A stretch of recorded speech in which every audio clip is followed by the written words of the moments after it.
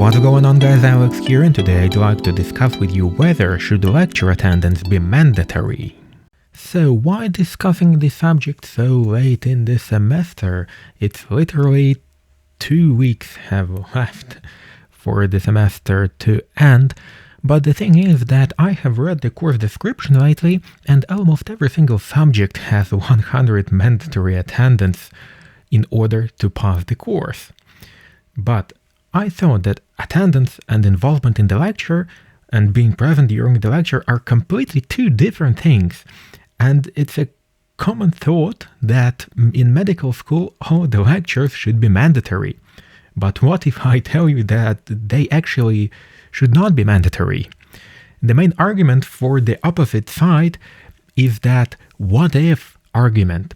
What if you will have a patient and there will be condition which you have not learned during the lecture? What if the patient would die because you have not attended this lecture, and so on? So I find such type of arguments pretty funny, and the thing is that actually, to be honest, you cannot remember the lecture 100% even if you are 100% involved into the lecture. Everything depends on your work after the lecture, on your active recall, spaced repetition, simple going through the slides after, your conspects, and so on and so on and so on, notes. But the thing is that if the lecture is very, very boring, you are less likely to revise it once again. But that's another argument. The next thing also is that you cannot remember what the lecturer was talking about during their, let's say, 5th lecture on public health during your 3rd semester. You can describe the concept, but not the whole lecture. And that's the most interesting thing, that it looks like most of the people suppose that medical students have something like wonderful memory and they can recall every single word which was spoken during the lecture, during the class, lab work, and so on. But the thing is that we are humans as well, and the problem as well is that we can forget things. The information which was provided to us can be outdated, because nothing stays the same.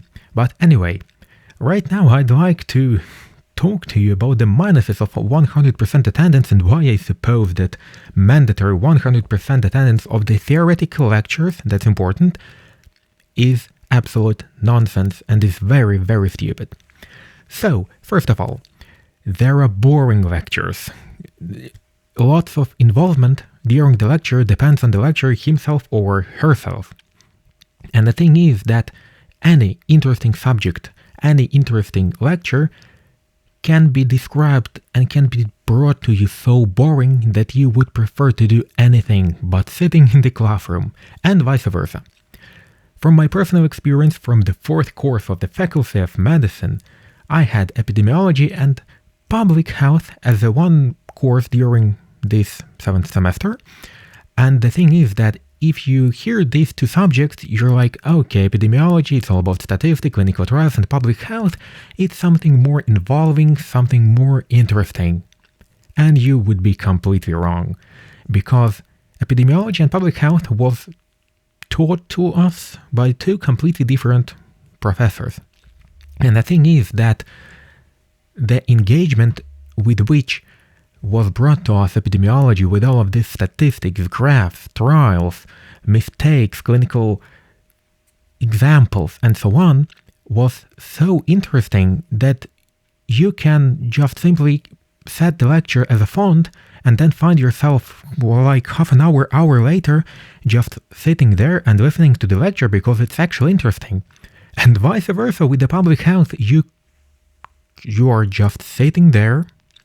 You're trying to hear what the lecturer is talking, what she's trying to bring to you, and it's completely boring because how she speaks, how slowly she everything does, and the only thing which she makes as an involvement of the audience is just asking specific questions to specific people and waiting for an answer. That's simply stupid. To be honest, That was the most boring lecture which I had, and keep in mind that this lecture was 5 hours long, and that was very, very, very boring. So anyway, the thing is that during this lecture, during this 5-hour lecture, during which you should be present, which is mandatory to pass the course, students would prepare themselves better by doing research on their own than listening to this lecture, because actually the concepts which were brought during this lecture can be simply described in a few sentences. And that's one of the problems, that the most boring courses can be described in simple sentences, simple concepts, and so on. There are lots of videos on YouTube which describes which describes almost anything very, very clearly. And the thing is that it's much more engaging because student will actually look for this information, and when he finds it or she finds it, it makes this information much more valuable.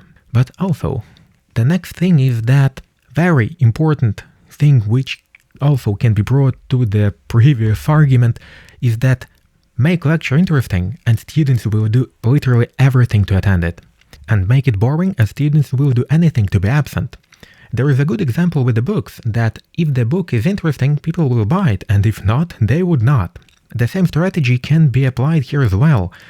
But the very controversial thing is that university supposes that all of their professors, well, let's right now talk only about professors, like the only one academic grade. All of the professors are equal, and that's one of the biggest problems, because one professor can be very engaging, can explain the material very clearly in a very simple words, and the other professor, which will be studying much less complicated subjects, let's say, but he or she will be describing his or her subject very, very, very boring, in a very complicated terms, in a very not understandable concepts. And I suppose that that's a very big problem.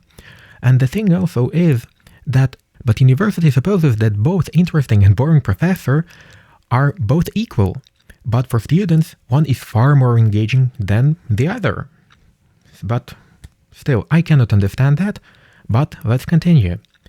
The next thing which I'd like to introduce to you are useless lectures. Same example as before, public health.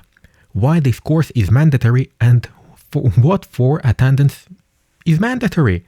I cannot understand that, because this course can be simply brought to you in a simple manuscript like 20-30 pages long, like read it, you will have examined it in like 2 weeks.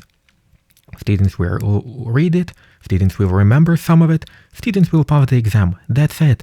But we are having 2 or 3 5-hour lectures on this complicated topic. I hope that you have heard the sarcasm in my words. Also, the thing is that lots of these boring professors also are using pointless methods of teaching. The thing is that every type of information should be described in a separated way. For example, for comparing 2 types of results, you would use tables or, let's say, diagrams. Same as dermatological diseases should be described and shown in a clinical example. That's like common knowledge and common sense. The same can be applied to the basics of argumentation. Here I very like the very simple scheme which was taught when I was in high school. It's called Behauptung, Begründung, Beispiel, which can be translated as statement, grounds, and example. It's like basics of the argument, 3 groundstones. And the thing is that lots of professors don't know anything about that. They argument in a very, very complicated way, which cannot be also applied as an argument. And the same also goes to the information they are trying to give to us. They are using useless methods.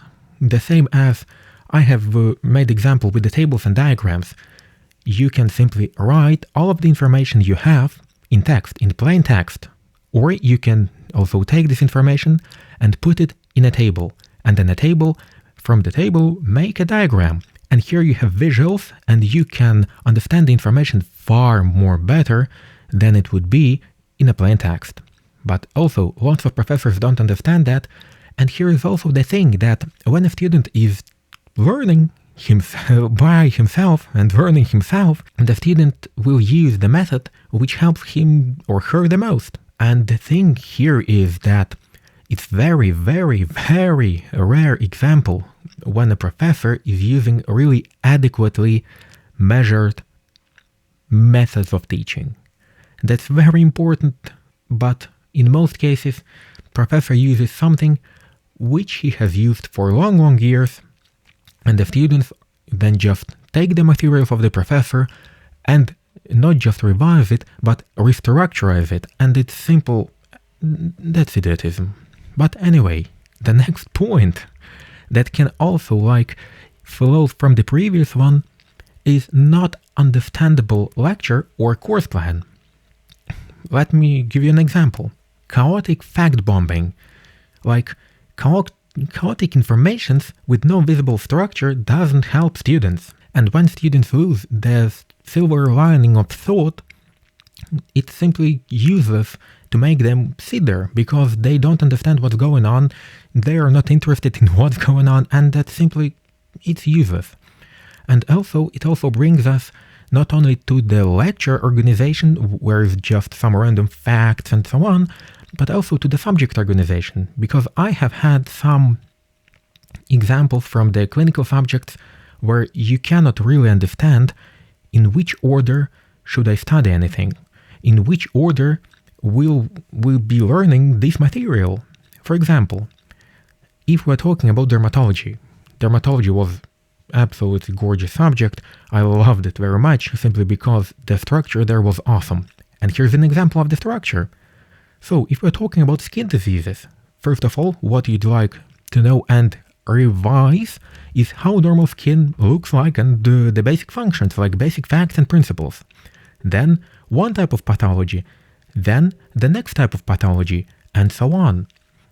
And so you can see the course's structure and you can remember the main concept and the facts in a more easy way. There is no need to make any course or lecture more difficult than it already is by randomizing subjects of the course or the lecture. The next thing which I'd like to use as an argument against mandatory lecture attendance is time consumption. There are lectures that simply make you question your existence. For example, my pain for this semester, as you could tell, is public health, where you have 5-hour-long lectures, almost with no breaks, and when you're talking about concepts which can be described and remembered in a single sentence. But despite this simple logic, we need to sit there 5 hours long for 5 hours. And the thing also is that we're not just simply sitting there. The professor actually actively asks us about lots of stuff, which is very, very primitive. And I cannot understand that simply at all, because it looks to me like complete waste of time. Like, I can research this material for 1 hour, learn it in a half an hour, and I'll be gone. But instead of that, I need to sit there for 5 hours, listen to her, and try make type of face that I'm very, very interested in what's going on there. And I cannot understand why is this happening, because her questions are like, in Europe is lower demographics than in Asian countries, because fewer children are born. Why do you think that is? Because of, and there goes lots of logical answers, and you think, okay, maybe the answer to this question will be like something non-standard. But no, the answer is standard in 100% of the cases. And that's idiotism. I cannot understand that, and as you can hear, that's my pain for this semester from boring, useless lecture. So, but let's continue to the whether should lecture attendance be mandatory, and the question here is, if attending is mandatory, can students get good grades without attending lectures? If yes, then what's the reason of making lectures mandatory? And by the way, 99% of the cases answer is yes. And here comes logical question why do I need to be present during the lecture if the lecture is useless to me and I can research all of it on my own, and after that simply university, high school or anything else, any institution can simply give me a test, exam, anything, to make sure that I have learned this material quite well. Of course, here I will tell you once again that I'm talking only about theoretical lectures. I can fully understand practical classes where you have no other option to perform some kind of procedures, some chemical reaction and so on, because you simply do not have access to patients, you simply do not have access to these chemical ingredients, to lab, to microscopes, and so on and so on. But everything I'm talking about here is about theoretical lectures, when information is so widely available that you can simply look anything, literally anything, from your pocket. Like, there's phone in your pocket, you can search anything and you will find lots of answers. We're not in the 19th century when it was difficult to research any subject on your own because there were less books, there were less sources, and so on. But right now we can search literally anything from anywhere in the world. But still, we need to attend these lectures, like the world goes forward and the study techniques stay the same. I simply cannot understand that. My next argument against the mandatory lecture attendance is that students are usually grown-up people, and some of them have families and most of them have jobs. And by making lecture attendance mandatory, universities simply make students leave their workplaces they want to work at for the places which will allow them to combine work and studies because of the lecture attendance. And that's really stupid, because if I can manage to both work and study, why should I attend the lecture if I can understand and I can provide useful information to the society without attending the lecture? Like, there is no logic, and I cannot understand that. And of course, last but not least argument is that students or government, in case of Latvia, we have paid tuition for one type of students and we have like budget tuition for another type of students where university get paid from the government. Anyway, the thing is that students or government pay really big prices for the tuition. It's approximately from 3,000 euro to 10,000 euro per year for Latvia, depending on the subject, of course, you're studying. And the thing is that universities have tests, practices, exams to qualify you, but still students cannot choose whether they should attend some lectures or they'd rather study the material by themselves at home or library. Like, you're paying money and they're telling you what to do, and after that they are like making sure that you have done that. And there is no logic at all. Like, you have tests. Okay, I passed the test. Yay! I go forward. I don't pass the test. Yay! You get paid more because I will pay you once again to pass this course one more time. Like, what's your problem? I cannot understand that as well. But still, let's return to the what if question, my favorite question. What if the patient will have diagnosis which you have not studied during your medical school? As we concluded, no information can be remembered for 100%, even if you are very, very involved during the lecture. The next thing is that there are subjects which are not relevant or important to the person. For example, neurosurgery is not so important to dermatologist, future dermatologist, then neurosurgery is important to neurosurgeon.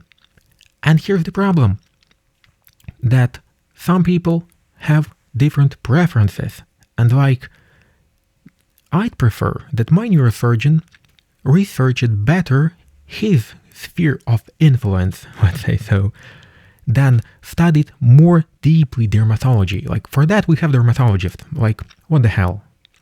And the thing is that still, research on your own is the main goal of the university. Like, I suppose that the main point of going to the university is to get contacts and to get sources from where you can get useful information and which can provide you useful information in order to succeed better after. Of course, diploma is also very important. It's like, it qualifies you as, in my case, a doctor and so on. But the main thing is that sources from where you can get the information, because it's quite difficult right now with so lots amount of information to find really good source.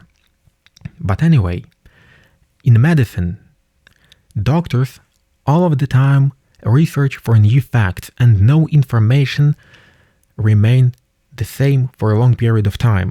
Like new facts, new symptoms, new diseases, because nothing stays the same. And still we are being taught the same lectures which were taught like year before us, 5 years before us, and sometimes even 10 years before us. Of course, I can understand if we're talking about something like basic cell biology. But if we're talking about, for example, genetics and so on, there are lots of new researches, biochemistry, lots of new researches, and so on. And still, I can research this type of topic better on my own than the professor, doctor will give it to me during the theoretical lecture. And if I suppose that I will do it better than attending lecture, I will do it myself. Why I am not allowed to do that? I cannot understand that as well. Of course, I can understand several things talking about attendance, is that there are some positive aspects. First of all, even if student didn't participate during the lecture, like at all, there can be a fact or two which he or she will remember from the lecture, like heard somewhere in the background and like, okay, now I remember this thing. Okay, like, but still, is it useful? I doubt that.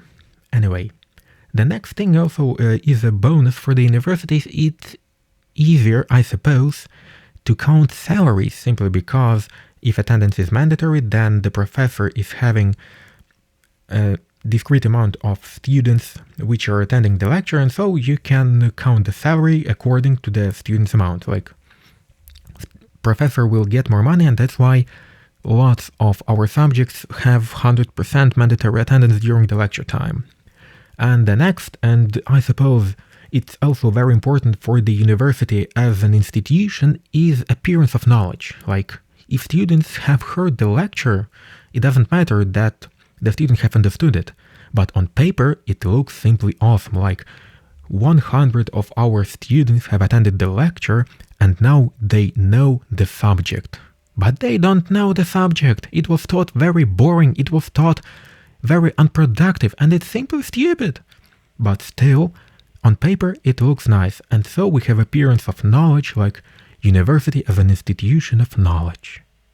And you cannot choose which lectures to attend, and so if students could choose which lectures to attend, then on paper it would look like one professor has 100% attendance simply because it's interesting, it's important, and the other professor doesn't have any lectures at all simply because he's boring, he's using non-relevant information, and so on and so on. And that's the problem. I suppose that's the problem as well.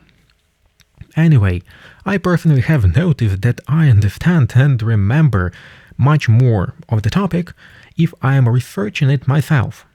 The only thing that actually need is the list of subjects, thesis in order to study, and not 5-hour-long lectures which are mandatory to attend. But anyway, as for me, I will say it once again, the main point of university is to give you context and adequate amount of resources in order to make research on your own and to provide something new. Like, you want your students to reproduce the already knowledge that scientific society has, if we're talking about medicine, and to provide something new, to create something new, some new method, some new skill, and so on.